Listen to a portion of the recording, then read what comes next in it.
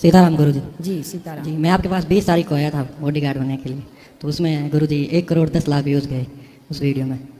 हाँ, तो फिर मेरे को अगले दिन बुलाया गया था 21 को आइडेंटिटी लेकर, तो मैं आया। फिर 30 को बुलाया गया था, आज बुलाया गया। आज सारे बोल रहे हैं उनसे पूछो उनसे पूछो। क्या बॉडीगार्ड के लिए आपने बोला था ना? अच्छा बॉडीगार्ड के लिए। अच्छा आप ही हैं बॉडीगार्ड? जी। तो बॉडीगार्ड बनना है आपको? जी। किसका? आपका। अच्छा तो बन जा। हमने बताया तो था, पूछा था पैसा कितना लोगे, अब बताया ही नहीं। जितने उनको देते हो उनसे कम दे देना। ठीक है, किससे बात करूं? अब देखो अभी तो बॉडीगार्ड हैं, अब ये जगह खाली हो तब आना, अभी तब तक कहीं कर लो काम। फिर ये कहाँ भगाए इनको, इनका भी छोरे का ब्याह होने वाला है। ऐसे ही रख लो, हैं? ऐसे ही रख लो, कैसे? बिना पैसे। अरे नहीं, फ्री में नहीं। मेहनत करने वाले का मेहनताना देना ही हमारा धर्म है। हम फ्री में कभी किसी से काम नहीं कराते। यदि आपने आज हमारे साथ फ्री में काम किया तो ऋण हमारे ऊपर चढ़ जाएगा, फिर अगले जन्म में हमें आके आपके पास काम करना पड़ेगा। इसलिए हिसाब किताब अगले जन्म के क्यों छोड़ें, इसी जन्म में हिसाब किताब करते चलो। गुरुजी आप लेना एक ना देना दो, क्यों? 20 को कहा था ना आपने? हैं? 20 को कहा था ना? फिर तो ठीक है, आप अभी बात कर लेना प्रश्नोत्तरी के बाद। हम आप रहना, कोई दिक्कत नहीं, हम आपको काम दे देंगे यहाँ बस।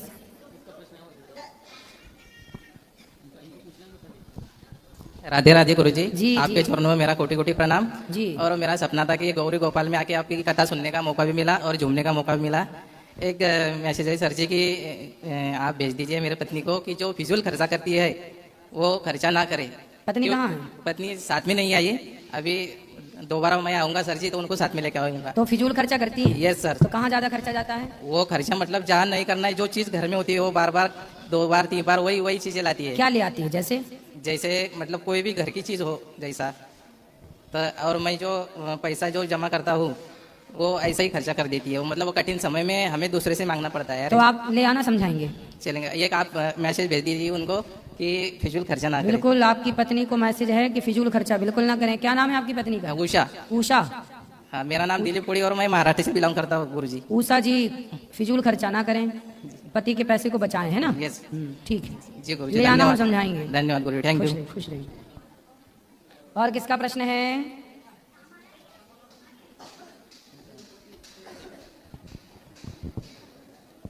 गुरु महाराज जय श्रीमन नारायण। जी आपको हम अपना बेटा समझ मानते हैं जी, और बहुत हम भागवत देखते हैं, हम बहुत ज़्यादा आप भक्ति करते हैं, खुश रहिए। पर हम बहुत परेशान हैं किससे? कि बच्चे हमारे जो है, बड़ा वाला बच्चा जो है बहुत दारू पीता है। आया है? हाँ। कहाँ है? लाओ यहाँ, बड़ा बच्चा आओ। बहुत परेशान गुरु महाराज हम रहते हैं। यहाँ आओ बड़े बच्चे। कोई बहाना करके कैसे हम लाए हैं गुरु महाराज, आप समझा दो। आओ इधर आओ। बेटा यहाँ आओ, बात करो हमसे। क्या नाम है आपका? हमारा नाम है चंद्रमोहन। कौन मोहन? चंद्रमोहन। चंद्र मोहन जी। करम चंद्र तुम ही हो? जी। अच्छा, तो शराब पीते हो? जी गुरुदेव कभी कहते हैं। शादी हो गई? जी सर। पत्नी और बच्चे कहाँ हैं? हैं? पत्नी खुश हैं आपसे? हाँ खुश है। अच्छा, और बच्चे कितने हैं? 4 बच्चे हैं। 4? तो छोरा छोरी क्या? 2 छोरी है 2 छोरा है। अच्छा, तो बच्चों को भी शराब लाते हो कि नहीं, पिलाते हो कि नहीं? नहीं गुरुदेव। क्यों? बेटा कितना बड़ा है? बेटा है 15 साल का। 15 साल का? तो उसको शराब नहीं पिलाते? जी गुरुदेव। क्यों? थोड़ी बहुत पिलाओ, क्या है? अब क्या बताएं गुरुदेव आपसे, मेहनत का काम करते हैं, मेहनत का काम करते हैं। सुबह जाते हैं 4 बजे काम करने, ठीक है। मंडी को। ठीक है। हम लखनऊ से हैं। ठीक है। ठीक है। हाँ। गुरुदेव तो मैं आलू बोझा उठाओ, हर चीज करो, तो सुबह से जाना गुरुदेव 4 बजे से जाना सुबह, और रात्रि दोपहर के 12-1 बजे आना। ठीक है। तो इतना हम थक जाते हैं गुरुजी कि हम आपसे बता नहीं सकते। नहीं, थक जाते हो, बात तो सही है। तो थक जाओ तो घर आके सो जाओ चुपचाप। गुरुदेव सो तो जाएं। तो शराब पी लेने से थकावट उतर जाती है क्या? अब गुरुदेव आपसे क्या छुपाना। तो कल को बच्चे थकेंगे तो वो भी पिए शराब। आपकी पत्नी थक जाए, बर्तन धुलती काम करती, वो भी पीने लगे शराब। वो तुम तो ही बस नहीं। थकते हो, हम भी तो थकते हैं काम करके, हम तो नहीं पीते शराब। गुरुजी वो तो बात हम मानते हैं आपकी, मतलब हम बहुत थक जाते हैं। आपसे ज्यादा हम थक जाते हैं, हम तो नहीं पीते। वो तो हम मानते हैं, आप नहीं पीते हैं, मतलब अब छोड़ देंगे दादा। कितने की पीते हो रोज? कितने की? सुबह शाम पी लेते हैं बस। कितने रुपए की? बस 100 रुपये जी। 100 रुपए की? जी। 50 की सवेरे, 50 की शाम को? जी। पौवा पीते हो? जी। अच्छा, तो शराब 100 की कितना कमाते हो रोज का? गुरुजी जब जाते हैं तो कभी 500 मिल जाता है, कभी हजारों भी मिल जाते हैं, कभी 900 भी मिल जाते हैं, इसी तरह से। तो तो 100 रुपए रोज का पी लेते हो बेटा, 100 रुपए रोज के हिसाब से 3,000 रुपए महीना हुआ। वो 3,000 रुपए महीना में आपके बच्चे अच्छे स्कूल में पढ़ पाएंगे। आप अपने लिए पैसा बचा के अपने घर बनाओ, अपने लिए पैसा जोड़ो भविष्य के लिए। कल को जरूरत पड़ गई आपकी बेटी के ब्याह में, पैसा नहीं लगेगा? लगेगा गुरुजी। तो फिर 3,000 रुपए महीना भी जोड़ोगे तो कुछ तो हेल्प हो जाएगी ना। अब छोड़ने की कोशिश करेंगे गुरुजी, हम छोड़ देंगे दारू। कब छोड़ोगे? अब गुरुजी जब हम काम ही पे नहीं जाएंगे तो दारू पे ऑटोमेटिक नहीं काम क्यों नहीं करोगे? अब जब गुरुजी जाएंगे नहीं तो ऑटोमेटिक छूट जाएगी। नहीं काम तो करना पड़ेगा, पैसे तो कमाना पड़ेगा। वो गुरुजी हम काम नहीं करेंगे जो हम मेहनत का करें। फिर क्या करोगे? फिर अपना कोई नौकरी चाकरी क्या सोचेंगे इस करने के लिए। अच्छा नहीं काम तो जो करते हो वो भी अच्छा है, बस शराब ही क्यों पीना है उस काम को करने के बाद? गुरुजी हम आपसे बता नहीं सकते, हम अरे बहुत बता परेशान दो। हो जाते हैं। बताओ बताओ बताओ। बहुत परेशान हो जाते हैं गुरुजी। हम जो ना पिए आपसे झूठ क्यों बोले? हाँ, हाँ, गुरुजी हम ना पिए तो हमारे नींद नहीं आती, मेन दिक्कत जी। ऐसी अनेक अनेक अनेक अनेक टेंशन बाजी। कितने साल से पी रहे हो? गुरुजी हम बहुत दिन से पी रहे हैं, कितना वर्ष? मान के चलो 10-12 साल तो जरूर हो गए। अब सोचो कि 10-12 साल से आप शराब पी रहे हो तो शरीर जो है ना आपका आदी हो गया है शराब का। नहीं पियोगे तो नींद नहीं आएगी। तो ये शरीर जो है ना आप इसे जैसा बनाना चाहें, जैसा ढालना चाहें वैसा ढल जाए। यदि आप शराब छोड़ दें तो 2-4 दिन तो नींद नहीं आएगी, फिर अपने आप आदत आ जाएगी। शरीर ना अपने हिसाब से चल पड़ता है, यदि उसे जैसी आदत दी जाए वैसी आदत में ढल जाता है, थोड़ा टाइम लगता है। अब गुरुजी छोड़ देंगे, पक्का वादा? पक्का वादा। छोड़ देना जी खाओ माँ कसम के छोड़ दोगे? अब अति जल्दी तो गुरुजी हम नहीं कह सकते हैं। हैं? बोला हम जब यहाँ से जाएंगे तो 10-15 दिन के बाद हम दारू छोड़ देंगे। मतलब 10-15 दिन खूब दबा के पियोगे? नहीं नहीं पियेंगे नहीं, दबा के नहीं गुरुजी पियेंगे, दबा के नहीं पियेंगे। बोला जब हम वो धीरे धीरे हम कोशिश करेंगे छोड़ने की। क्या करोगे? कोशिश कर देंगे, धीरे धीरे छूट जाएगी हमारी। छूट जाएगी? जी गुरुजी। तारीख लिखना 15 दिन बाद, मतलब 15 फरवरी तक। नहीं 15 फरवरी तक 3-4 दिन बाद सोचते हैं छूट जाए हमारी दारू। 4 दिन बाद छोड़ दोगे? जी मतलब 5 फरवरी तक छोड़ दोगे? जी जी हाँ। अब आप ये बात वादे के खिलाफ नहीं कह सकते हैं कि मतलब छोड़ी नहीं, वो नहीं हो सकती। मैं छोड़ देंगे गुरुजी। चलो छोड़ देना जी। खुश रहो, अच्छे हो, अब छोड़ देना। गुरु महाराज हमको तो बिल्कुल इतना जलते हैं देख के, इतना हम सामने नहीं जाते हैं। क्यों? हम माँ है ना, इसलिए हम बहुत बड़ी दुश्मन है इनकी। अरे बुलाओ फिर से आओ यहाँ। लड़की की शादी होगी है, जवान है, लड़का शादी हो जवान है, ये बीवी झाड़ू पोछा कर। क्यों माँ की सेवा नहीं करते? गुरुजी करते हैं। तो माँ दुखी है आपकी? बेटा माँ है भगवान की तरह होती है, थोड़ा माँ का ख्याल रखा करो ना। गुरुजी हम नहीं रखते तो इनका ख्याल रखता कौन है? हम नहीं रखते नहीं तो रखता कौन है क्यों इनका भैया ख्याल? कौन रखता है? ये तो कह रहे हैं रखता हूँ ख्याल। ये रखती है, ये कौन है? लड़का है सर, कौन सा? बीच वाला। इस तरह फिर बात कराओ। ये तुम ही बात करो छोरा, तुम फिर बात करो, पहले तुमसे पूरी बात सुनो। जी गुरुजी। ये तुम भी इनके बेटा और ये भी इनका तुम्हारा भाई है ये? जी। तो देखो भाई सेवा करता है तो माँ को अच्छे से रखा करो। माँ है, तुम भी तो बाप हो बच्चों के। तुम्हारे बेटा तुमको अपमानित करें, तुम्हें गाली दे, तुम्हें अच्छा लगेगा? नहीं गुरुजी। फिर इसलिए माँ है बेटा तुम्हारी, बचपन में तुम्हारी मालिश करी, तुम्हारा मलमूत्र धोया, उस माँ को दुख ना दो बेटा, बड़ा पाप लगता है माँ को सताने से। अब ना पीना, इससे आपका ही नुकसान है। शराब पियोगे कल को कुछ हो जाए आपको तो कौन जिम्मेदार होगा फिर? इसलिए बेटा आपकी भलाई के लिए सब बोल रहे हैं, ये आपके दुश्मन नहीं है। जी गुरुजी। ठीक है, अब छोड़ देना है। और माँ को सॉरी कहो कि माँ अपनी दिल दुखाएंगे, बोलो सॉरी माँ जी। पाँव पढ़ लो माँ के, बोले अब दिल नहीं दुखाएंगे, है ना? हाँ अब नहीं दुखाना माँ का दिल। गुरुजी आपको बहुत मानती हैं हमारी मम्मी। अच्छा। आपको बेटा समझती हैं अपना, खुश बहुत रहिए, मानती खुश हैं। रहिए। चलो और किसका सवाल? राधे राधे गुरुजी। जी गुरुजी मेरा सवाल कुछ इस तरह से है कि अब जैसे कोई पाप करता है तो भगवान उसको सजा देते हैं, मतलब डायरेक्ट सजा देने नहीं आते, किसी के माध्यम के थ्रू सजा देते हैं, मतलब किसी को माध्यम बनाते हैं उसको सजा देने के लिए, चाहे उसके पूर्व जन्म का कर्म हो या उसने बुरे कर्म अभी इस जन्म में किए हों, और उसको माध्यम जो बनाते हैं जिसको, ठीक है, तो उसकी बुद्धि इस तरह से हल लेते हैं कि उसको अगर गलत काम नहीं करना है, जैसे उसको अगर परेशान नहीं भी करना है तो उसकी बुद्धि इस तरह से हल लेंगे कि उसको परेशान करना पड़ेगा क्योंकि भगवान चाहते हैं। जैसे रामायण में भी केकई और मंदोदरी जो केकई थी तो उनकी बुद्धि हल ली थी। तो मेरा सवाल ये है कि जो माध्यम बना भगवान के थ्रू और उसने जो गलतियाँ की, किसी को सजाना है, जैसे सास बहू को दुखी करती है या बहू सास को दुखी करती है तो भगवान उसको सजा दे रहा है इनडायरेक्टली, तो माध्यम बना रहा है। तो अब जो माध्यम बना है वो अगर उसने गलत काम किया है, मतलब किसी को सजा दी भी है, तो हम उस माध्यम को दोष देना चाहिए या नहीं देना चाहिए? भाई आप क्यों किसी को दुख दो? आप ये क्यों कहो कि हम दुख दे रहे हैं आपको, तो ये भगवान की प्रेरणा है, भगवान करा रहे हैं, ऐसा नहीं। हम किसी को दुख क्यों दें? कोई अपने से दुखी होए तो दुखी होए, हम सुख दें सबको। इस संसार में हम आए हैं ना, तो हम नए कर्म भी तो कर सकते हैं। माना कि हमारे द्वारा आपको दुख मिलना है, माना कि हमारे द्वारा आपको दुख मिलना है, लेकिन यदि हम सत्संगी हैं, समझदार हैं, तो हम अपने विचारों को बदलकर हम आपको दुख ना देकर आपको सुख भी तो दे सकते हैं। नहीं, आपकी बात सही है, पर नए कर्मों को भी तो हम क्रिएट कर सकते हैं ना। नहीं, मेरा सवाल जो था वो इस तरह से है कि भगवान को तो सामने वाले को कहीं ना कहीं दंड देना है, पर वो डायरेक्ट दंड देने नहीं आएंगे, किसी के माध्यम के थ्रू करवाएंगे। ठीक है। तो वो माध्यम, मतलब समझो कि वो माध्यम एक सही बंदा है, लेकिन उसकी बुद्धि भगवान ने इस तरह की कर दी है कि भाई तेरे को दंड देना ही है किसी, क्योंकि मेरे थ्रू करवा रहे हैं, मतलब उसको क्योंकि पापों की सजा देनी है तो माध्यम के थ्रू दिलवा रहे हैं। तो मेरा क्वेश्चन ये है कि माध्यम ने खुद नहीं कर रहा है, भगवान जी ने बुद्धि इस तरह की करी और माध्यम से करवाया, तो माध्यम इसमें गलत है या सही है? मतलब उसने गलत काम किया या सही काम किया, कैसे डिसाइड करेंगे ये आप डिसाइड नहीं कर सकते ना कि भगवान हमसे किसी का। अब देखो, गौरी गोपाल आश्रम में वृद्ध माताएं रहती हैं, दुर्योधन ने द्रौपदी की साड़ी उतारी, तो क्या भगवान चाहते थे कि द्रौपदी की साड़ी उतारी जाए? वहां नहीं चाहते थे, रामायण में तो जैसे 14 वर्ष का वनवास हुआ तो वहां पे वो चाहते थे, इसलिए कह कि बुद्धि हर ली। वहां चाहते थे, सब जगह चाहें ये तो आवश्यक नहीं है। आप जिसका दिल दुखा रहे हैं तो भगवान ही चाह रहे हो कि उसका दिल दुखे, ये आवश्यक तो नहीं है। भगवान तो नहीं चाहते थे कि द्रौपदी के कपड़े उतारे जाएं, पर दुर्योधन ने दुशासन से कपड़े उतरवाया। इसमें भगवान का रोल तो केवल इतना था कि वो बचाने आए। आप ये नहीं कह सकते ना कि द्रौपदी के कपड़े उतरने ही थे तो दुशासन ने उतारा। नहीं, दुशासन ने उतारा तो उसे दंड मिला, दुर्योधन ने उतरवाया उसे दंड मिला। इसलिए भगवान की लीला है कि वो वनवास जाएं तो कैकेयी मां से वो बुलवाकर मंथरा की बुद्धि घुमाकर वो वनवास चले गए। वो बात भगवान के लिए लागू है। हम आपके गाल में एक थप्पड़ क्यों मारें? अब ये मार के कहें कि नहीं जी तो भगवान मरवा रहे हैं।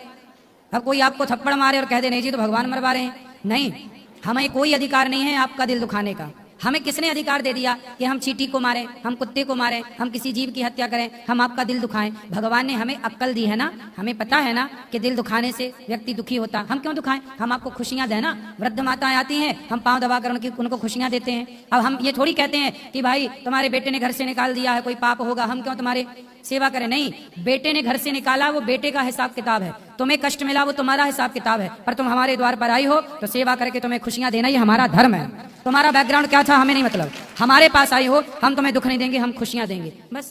नहीं, वो आपकी बात सही है, जो आपने बोला है वो मैंने आपकी प्रस्तुति सुनता रहता हूँ तो वो मुझे समझ में आता है। बस ये एक पॉइंट समझ में नहीं आता है कि जैसे जो माध्यम है, मैं ये कह रहा हूँ कि वो सही है, मतलब लेकिन उसको कुछ अगर करवाना है, किसी को दंड दिलवाना है तो वो चाहता नहीं करना, तो बुद्धि उसकी भगवान ने सिर से कर दी कि भाई तो करना पड़ेगा। भगवान से यही प्रार्थना करो कि प्रभु हमसे कभी मनसा वाचा कर्मणा, मन से हम आपके बारे में किसी के बारे गलत ना सोचें, वाणी से गलत ना बोलें और कर्म से गलत काम ना करें। भगवान से यही कहो कि प्रभु हमसे कोई अपराध ना हो, हमसे किसी का दिल ना दुखे।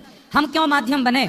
आज किसी को मरना है, जैसे गाय को मरना ही था, माना कि कई बार क्या होता, किसी ने गाय को इतना मारा, इतना मार दिया, गाय मर गई, इतना सा छू दिया गाय को, गाय मर गई, तो क्या लग जाती है? गौ हत्या। क्या आपने गैया मार दी? तो भगवान से यही प्रार्थना करो कि प्रभु हमसे कभी सपने में किसी का दिल ना दुखे, हमसे किसी की हत्या ना हो, चींटी भी हमसे ना मरे। हम क्यों चींटी की मृत्यु के कारण बने? हम क्यों गाय की हत्या के कारण बने, मृत्यु के कारण बने? हम क्यों आपकी दुख के हम क्यों कारण बने? हम आपके खुशियों के कारण बने, हम आपके दुख के नहीं। भगवान से यही प्रार्थना करो। बाकी जो भगवान करा रहे हैं वो ये सब इतना गहन है, वो तुम्हारे और हमारे बस का नहीं है। भगवान किससे क्या कराना चाहते हैं ये सिर्फ भगवान जानते हैं। इसलिए हमसे गलत ना हो, बस हम इतना भगवान से कह सकते हैं। तो भगवान हमसे गलत क्यों करवाएंगे? अच्छा, एक प्रश्न और है। जैसे प्रेमानंद जी महाराज जी कहते हैं कि अगर कोई आपका दिल दुखाता है, आपको भला बुरा कहता है या आपके लिए कोई बुरा शब्द भी बोलता है तो आप उसको माफ़ कर दो। तो वो माफ़, जैसे आप जिसने आपका बुरा किया है आप उसके साथ बुरा नहीं करना चाहते लेकिन माफ़ भी नहीं करना चाहते, क्योंकि भाई ठीक है वो दिमाग में बैठा हुआ है, आप माफ़ नहीं कर सकते, तो वो गलत है या सही है? देखो, माफ़, अच्छा ये बताओ, हम लोग गलती करते हैं कि नहीं? आप गलती करते हो कि नहीं? कितनी गलती की होगी आज तक आपने? मतलब छोटी छोटी तो बहुत सारी गलती की होंगी। हम लोगों ने करोड़ों गलतियां की हैं और हमारी करोड़ों गलतियां भगवान ने माफ की हैं। करोड़ों जन्मों की गलतियां माफ की हैं। तब वृंदावन में तब तो आपको भगवान ने मनुष्य बनाया, मनुष्य बना के वृंदावन भेजा, भगवान की अपनी भक्ति दी उन्होंने। तो आपको माफ ना किया होता तो आप कुत्ता बिल्ली बने ना घूम रहे होते। माफ कर दिया भगवान ने आपके कर्मों को, इसलिए भगवान ने मनुष्य का शरीर दे दिया है। जब भगवान ने हमारे करोड़ों अपराध माफ कर दिए तो हम किसी की एक छोटी सी गलती माफ नहीं कर सकते। वो बात आपकी सही है, लेकिन वो भगवान है, हम इंसान है, तो वो आप कहीं ना कहीं रहता है। जब भगवान करोड़ों गलतियां माफ कर सकते हैं तो हम उन्हीं भगवान के अंश ही तो हैं, हम उन्हीं के सेवक तो हैं। हम क्यों ना किसी की गलती माफ कर दें। क्षमा बड़न को चाहिए, छोटन को उत्पात, काहरी को घट गयो जो भृगुमारी लात। क्षमा करने वाला ही सबसे बड़ा होता है। धरती का एक नाम है क्षमा। धरती का एक नाम क्या है? क्षमा, क्योंकि ये सबसे बड़ी क्षमाशील है। आदमी इसमें मलमूत्र करे, इसमें गड्ढा खोदे, घर बनाए, इसमें सब करता है, लेकिन ये क्षमा है। फिर भी हमें गोद में रखती है पृथ्वी माता। आज ये बीच से फट जाए तो क्या रह जाएगा, लेकिन क्षमा है। जब सब पेड़ पौधों के आप एक पत्थर उठाओ और पेड़ पर ना, आम के पेड़ पर एक पत्थर मारो, वो आम पत्थर खा के भी तुम्हें मीठे मीठे फल देता है। इतना क्षमा पेड़ पौधों में है, तो फिर आप इंसान होकर क्षमा नहीं करना चाहते क्यों? जब आप किसी को क्षमा नहीं करेंगे ना, तो फिर ईश्वर भी जिद कर लेंगे, जब तुमने क्षमा नहीं किया तो हम भी तुम्हें क्षमा नहीं करेंगे। भगवान उसी को क्षमा करते हैं जो किसी को क्षमा करता है। इसलिए भगवान स्वीकार करें आपको, इसके लिए क्षमा। हम लाखों गलती करते हैं लोग। छोटा बच्चा गलती करता है कि नहीं? माँ की गोद में मलमूत्र कर देता, माँ खाने बैठी है, बच्चा सुसु कर देता है, गोद में छिच्छी कर देता है, लेकिन माँ उसे मारती थोड़ी है, डांटती थोड़ी है। खाने बैठी थी लेकिन वो मलमूत्र धोने चली जाती है। कितने अपराध होते हैं बच्चे के। आपने कितने अपराध किए होंगे? माँ की गोद में कई बार सुसु किया होगा, माँ की गोद में मलमूत्र किया होगा। हर गलती क्षमा की कि नहीं माने? तुम जब पड़े बिस्तर पे सोते हो ना, तो माँ की तरफ लातें कर लेते हो और माँ के मुंह पे लात मारते हो। जब तुम्हारी मालिश करती है ना माँ, तो पाँव अपना पसार के तुम्हें पाँव पे लेटाती है और तुम्हारे पाँव पकड़ के अपनी छाती से लगाती है, फिर मालिश करती है। उस समय बच्चा माँ के मुंह पे लात मारता रहता है। मालिश के टाइम पे मुंह पे लात मारता है। अब माँ के मुंह पे लात मारना पाप नहीं है, लेकिन माँ क्षमा करती है। मेरा बेटा, तुम्हारे पाँव के तलवे ना चूम लेती है तुम्हारी माँ। भूल गए ना सब चीजें?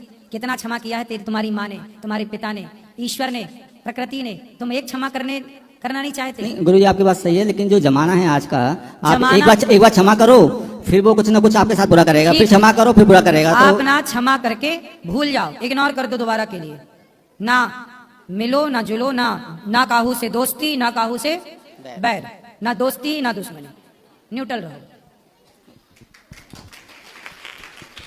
राधे राधे गुरु जी। जी। मेरा नाम तन्मय है और मैं अलवर डिस्ट्रिक्ट से आया हूँ। मेरा एक क्वेश्चन है कि क्या इस दुनिया में सब कुछ पहले से फिक्स है? और पहले से फिक्स है तो हम अच्छे कर्म और बुरे कर्म हमारी मर्जी से कर रहे हैं, भगवान करा रहे हैं हमसे? भगवान तो कुछ भी नहीं करा रहे हैं और भगवान सब कुछ करा रहे हैं। दोनों ही बातें हैं। इन दोनों बातों को इतने जल्दी आप समझ नहीं पाएंगे, लंबा सत्संग करेंगे तब आप समझ पाएंगे। पर अभी इतना समझ लो कि फिक्स कुछ भी नहीं होता। आपको भगवान ने, देखो आपके घर में बिजली है जी। अब बिजली का पॉइंट तो है, अब उसमें हीटर चलाना है कि एसी चलाना है, ये आप डिसाइड करेंगे, बिजली डिसाइड नहीं करेगी। जी जी। है ना? एसी चलाओगे तो कमरा ठंडा हो जाएगा, हीटर चलाओगे तो कमरा गर्म हो जाएगा। उसी तरह भगवान ने आंखें दे दी, आंखों में देखने की पावर दे दी, कानों में सुनने की पावर दे दी, पाँव पे चलने की पावर दे दी, हाथ में काम करने की पावर दे दी, वाणी पे बोलने की पावर दे दी। ईश्वर ने आपको पावर दिया है, शक्ति दी है। अब उस शक्ति को अब इन हाथों से या किसी माँ के बूढ़े के पाँव दबा दो या किसी की गर्दन दबा दो।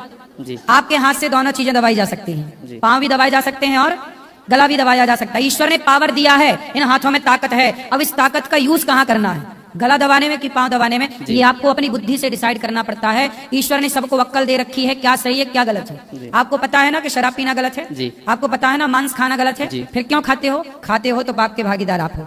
आपको पता है ना किसी का दिल दुखाना गलत है, क्यों दिल दुखाते हो तो पाप के भागीदार आप हो। ईश्वर सब देख रहा है। राम झरोखा बैठ के सबका मुजरा लें, जाकी जैसी चाकरी ताको तैसो दे। जब बच्चा स्कूल में एग्जाम देने जाता है ना, तो वो लिखता है, वहां पर टीचर घूमते हैं, टीचर देखते हैं कि ये सही लिख रहा है कि गलत, लेकिन टीचर वहां टोकते नहीं है कि ये सही है या गलत है। वो परिणाम बाद में आएगा। उसी तरह आपके कर्मों को ईश्वर देख रहे हैं, वो कर्मों के अनुसार ही आपने बुरा किया तो बुरा अलग, भला किया भला अलग, परिणाम बाद में आएगा, उसी का फिर कर्म दंड भोगना पड़ता है। तो किस्मत और भाग्य क्या है जो बोलते हैं कि जो तुम्हारी किस्मत में वही मिलेगा? क्या कर्म से और भक्ति से भाग्य और किस्मत को बदला जा सकता है? सुनो, कर्म 3 प्रकार के होते हैं, क्रियमाण, बोलो क्रियमाण, संचित और प्रारब्ध। प्रारब्ध मीन्स भाग्य जी।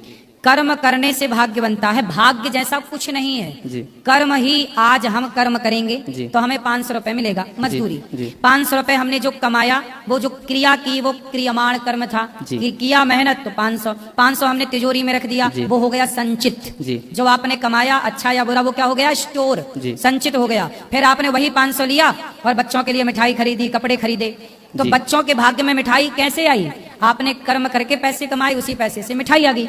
तो जो आप कर्म करते हो वो कर्म इकट्ठे होते रहते हैं, अच्छे या बुरे। जी। गाली दे रहे हो या सेवा कर रहे हो, सब इकट्ठा हुआ, फिर जो इकट्ठा हो गया है वही जब आपको मिलना स्टार्ट होता है, जी। अच्छे का अच्छा और बुरे का बुरा, उसी को कहते हैं भाग्य। जी। अरे मेरे भाग्य में तो ये है, मैंने अच्छा किया होगा तो मेरे भाग्य में सब अच्छा है, मैंने बुरा किया होगा मेरे भाग्य में बुरा है। दशरथ जी तड़प रहे हैं, राम मत जाओ वनवास, राम मैं मर जाऊंगा। राम के भाग्य में दुख था, क्यों जी। था? क्योंकि दशरथ जी ने एक श्रवण कुमार को बाण मारा, उनके पिता तड़प तड़प कर मरे। तो जब आपने किसी को तड़पाया जी। तो आपको तड़पना पड़ेगा। जी। तो दशरथ जी ने तड़पाया श्रवण के माँ बाप को, उन्हें भी तड़पना पड़ा। जी। तो वही भाग्य था, दशरथ जी के भाग्य में दुख था, क्यों था? क्योंकि उनके भाग्य का दुख आया कहां से? उनके कर्म से। कर्म ना किया होता, श्रवण कुमार को बाण ना मारा होता, तो क्या दशरथ जी के भाग्य में दुख आता?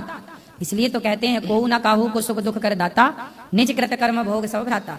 आप जो अच्छे कर्म करते हो ना बेटा, जी। वही कर्म आज का कल आपको भाग्य बन के मिलता है।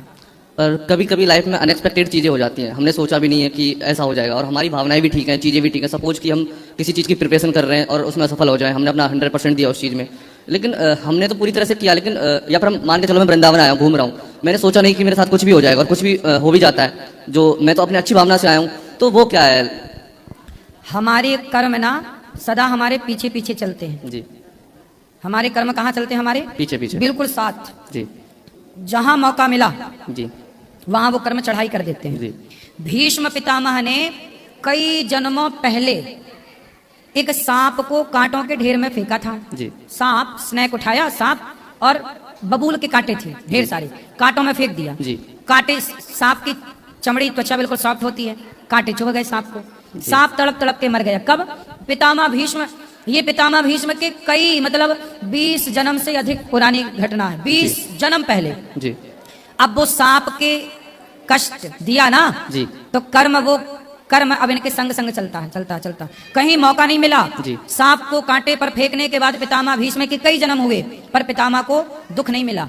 लेकिन इस बार जी। कर्म जब संग संग थे ऊपर ऊपर, इस बार इन्होंने द्रौपदी के चीर हरण को होता हुआ देख लिया। जी। तो कर्मों को मौका मिला। अच्छा, अभी तक तो तुम ठीक ठीक चल रहे थे, पर यहाँ तुम फिसल गए, किसी नारी का अपमान तुमने देखा और रोका नहीं, तो वो कर्मों को मौका मिल गया और वो कर्मों ने चढ़ाई कर दी। जी। तो हमारा कर्म हमारा दुश्मन भी है और हमारा दोस्त भी है। अच्छा कर्म दोस्त, बुरा कर्म दुश्मन। तो हमारा दुश्मन हमारे संग 24 घंटे रहता है, मौका मिला के चढ़ाई कर देता है। जी। तो कई बार अचानक आपके साथ घटनाएं घट जाती हैं, जी। कुछ भी हो जाता है, वो अकस्मात आपके कर्मों ने अटैक किया, वो किसी जन्म का था, वो आपको मिलना स्टार्ट हो गया। जी। वो कर्म दंड है। तो आज से पहले जो भी अच्छे या बुरे कर्म किसी से भी जाने अनजाने में हुए हों, तो हम क्या उनको चेंज कर सकते हैं भक्ति से, भाव से, या नाम जप से, जो भी है? हाँ, एक उपाय है, गीता में लिखा अवश्यमेव भोक्तव्यम। जी। आपके कर्म का फल तो भोगना ही पड़ेगा। जी। लेकिन आप भगवान की शरण में जाओगे, जी। भगवान के समर्पण कर लोगे, जी। तो तुम्हारे जो करोड़ों जन्मों के बड़े बड़े कर्म दंड हैं, वो तुम्हें थोड़ा सा कांटा चुभ जाएगा। जी, जी। तो कांटा चुभते ही वो सारे हिसाब किताब पूरे हो जाएंगे। जी। भगवान की शरण में जाने से भगवान सारे पाप, भगवान गीता में यही तो कहते हैं, सर्वधर्मान परित्यज्य माम एकम शरणम व्रज अहम त्वा सर्व पापेभ्यो मोक्षयिष्यामि मा शुचः। हे अर्जुन, अब तू मेरी शरण में आ। जो मेरी शरण में आ जाता है वो कितना भी बड़ा पापी हो, कोटि जन्म कोटि विप्र बदल आ गई जाऊ, आए शरण तजिए नहीं ताहू, करोड़ों जन्मों का पापी हो, मेरी शरण में आ जाए, मैं तुरंत उसे निर्मल कर देता हूँ, पुण्यात्मा बना देता हूँ। शरणागत हो जाओ, भगवान के आश्रित हो जाओ। धन्यवाद गुरु जी। राधे राधे। खुश रहिए। गुरु भगवान के चरणों में दास का कोटि कोटि प्रणाम। जी जी। गुरु जी, मेरा ये प्रश्न है कि मन बड़ा ही विचित्र है, भोगों वासनाओं के पीछे हर समय भटकता है, इससे बाहर निकलने का रास्ता दिखाएं। देखो, मन का स्वभाव है, करोड़ों जन्मों से हमारा मन भोग विलास में ही लगा रहा, तो हमारे मन को अभ्यास हो गया है विषय वासना में रहने का।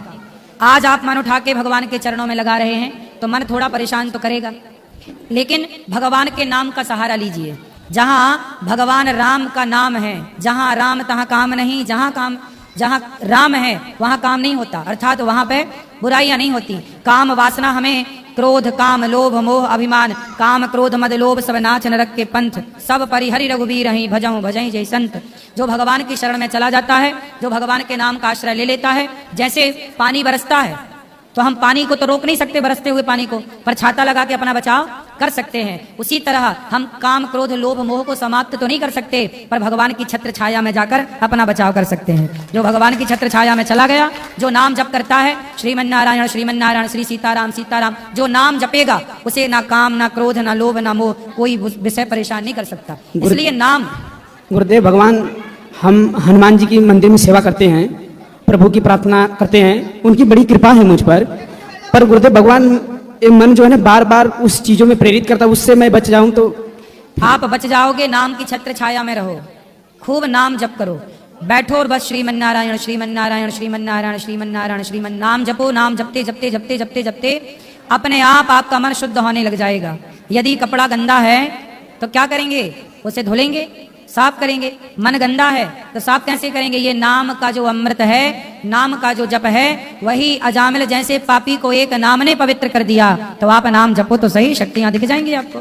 बस श्रीमन नारायण श्रीमन नारायण श्रीमन नारायण, सीताराम सीता, अहरनिश कोई भी कुछ भी हो पर नाम ना छूटे। मैं सोते जागते जहां टाइम मिले बस सीताराम सीताराम श्रीमन नारायण श्रीमन नारायण, नाम ही सहारा है। केवल कलयुग केवल नाम आधारा, नाम। ठीक है गुरुदेव। गुरु जी राधे राधे। जी गुरु जी, मैं आज, हम 3 भाई बहन हैं, 2 भाई 1 बहन, ठाकुर जी की करुणा से और राधा रानी की करुणा से हम तीनों भाई बहन आज आए हुए हैं यहाँ पर। आपको कोटि कोटि हम प्रणाम करते हैं। मैं गुरु जी आपसे 3 सवाल पूछना चाहता हूँ। पहला मेरा सवाल ये है कि हमारे घर पे जब हम सुबह उठते हैं तो सुबह सुबह सबसे पहले काली मिर्च, हल्दी, लौंग, ये काफी चीजें ऐसी मिलती हैं, ऐसा क्यों? या किसी से कुछ आपके द्वार पर जी कौन रख के जाता है? नहीं पता। एक कैमरा लगा दो, पता चल जाएगा कौन रख के जाता है। अच्छा ठीक। दूसरा गुरुजी, हमारे छोटे भाई ने एक कार्य खोला है जो कि थोड़ा अजीब नाम से खोला है। मैं उसका बैनर आपको दिखाना चाह रहा हूँ, लेकिन इसमें भी सर गुरुजी कुछ लोग बहुत कुछ बात कहते हैं तो दर्द को छुपता है, मेरे आंखों से आंसू आते हैं। क्या काम खोला है भैया ने?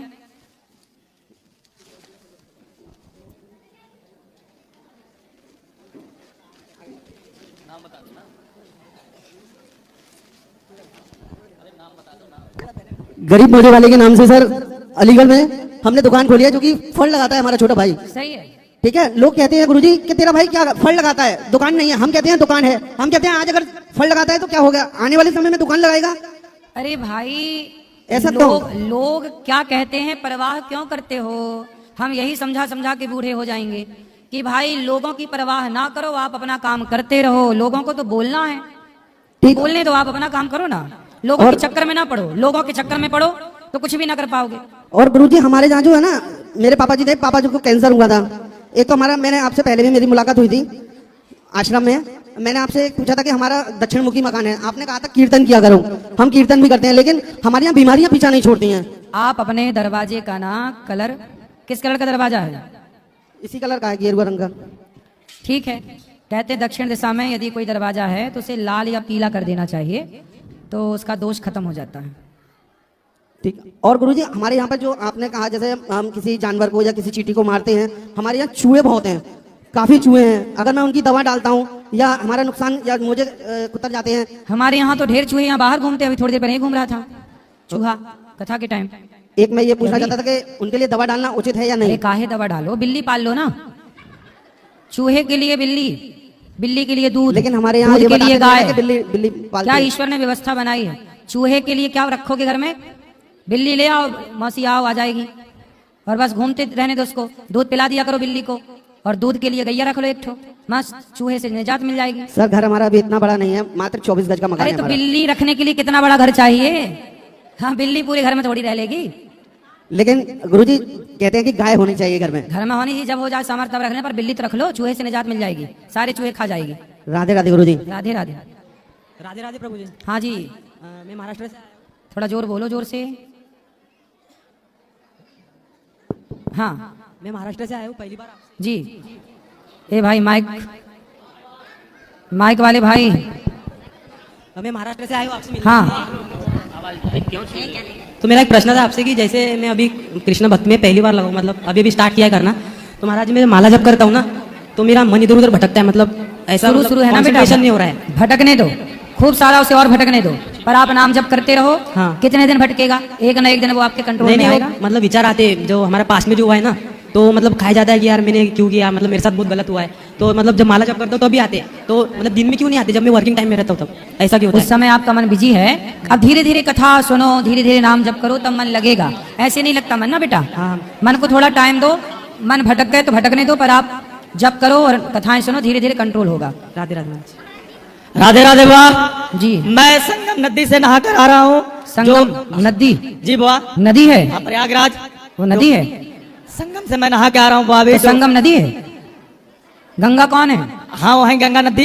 अरे गंगा नदी नहीं है, गंगा मैया, गंगा मैया, गंगा माँ वहाँ है। जो हादसा हुआ बुआ मैं वहाँ देखा आंखों से, और मैं राधे राधे का नाम जप करता हूँ। वहीं से जब घर से निकला था तो मैं आपसे मिलने के लिए आया जी। और मैं जस्ट आया और आपसे मेरा दर्शन हो गया बुआ। मेरा आशीर्वाद दीजिए। मैं आपका 1 साल से कथा सुन रहा हूँ बुआ। मैं बहुत लोगों का समझाने का कोशिश कर रहा हूँ, बट कुछ लोग ऐसे हैं जो समझ नहीं पाते हैं। समझाओ सबको, आएंगे। बहुत कोशिश करता हूँ बुआ समझाने के लिए। मेरा आशीर्वाद आपके साथ बना रहा है बुआ, आशीर्वाद दीजिए खुश बुआ। रहिए, खुश रहिए। जय श्रीमन नारायण। जय श्रीमन नारायण। बाबा जी, हाँ जी, आपका चरणों में कोटि कोटि प्रणाम। बाबा जी, खुश रहिए। मैं उड़ीसा से आया हूँ।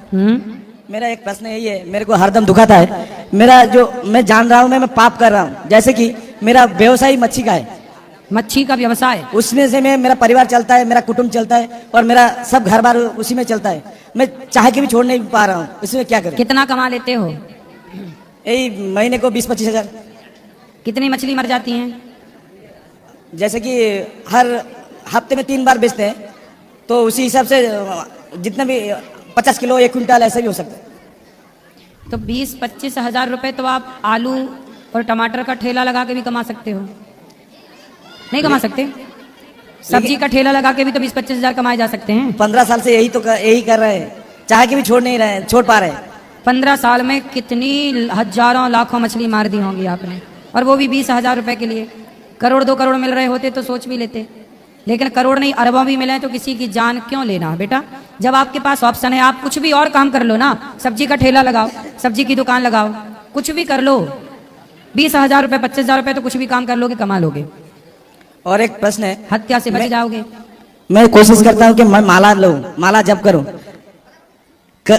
दिल एक बार कोशिश कर रहे हैं, फिर दूसरा सोच रहे हैं मेरे से कोई पाप ना हो जाए। मैं माला लेके ना ना, माला लेके पाप नहीं होता। माला लेके बस नाम जप करो, यही पुण्य। मेरे से गलती से अगर झूठ निकल जाए तो कोई बात नहीं, धीरे धीरे करके सुधारो आदत, सच बोलने की कोशिश करो।